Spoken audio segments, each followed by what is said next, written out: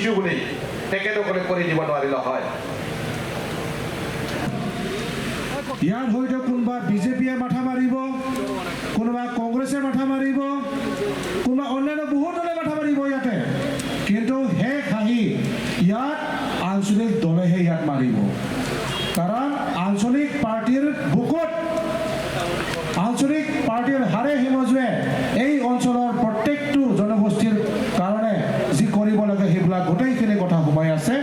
আৰু আমাৰ সন্মানীয় প্ৰমোদ বড়ো ছাৰে এই জাগাৰ উন্নতিৰ কাৰণে তেখেতে সদায় দিন ৰাতি একাকাৰ কৰি কাম কৰি আছে।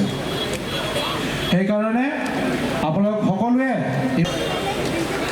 আজি আমি ভেৰগাঁও জিলা UPPL হিচাপে খুব আনন্দিত হৈছোঁ। আপোনালোকে ইয়াত আমাৰ প্ৰমোদ বড়ো ডাঙৰীয়াৰ যি নেতৃত্বত বৰ্তমান BDC যি শাসন চলি আছে,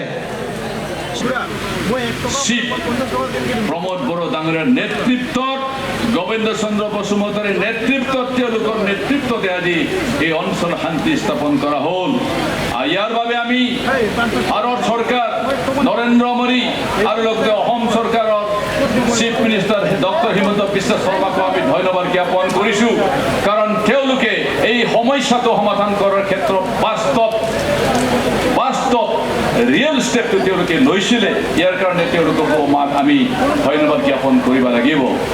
আজি আমাৰ এই অঞ্চলৰ শান্তি ঘূৰি আহিল, আৰু এই শান্তি ঘূৰাই অহাৰ কাৰণে আজি ৰাতিৰ ভিতৰতে কোনোবা 12টা বজাত ঘূৰি থাকিলেও ইয়াতে কোনো ভয় নাই।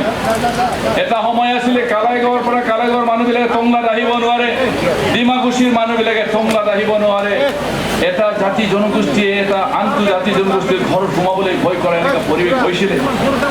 সকলো জনগোষ্ঠীয়ে বিচাৰে নিজৰ নিজৰ জনগোষ্ঠীত সংঘৰ্ষ আৰু নিৰ্মাণ যি কথা সেইটো চবে হোৱাটো বিচাৰে।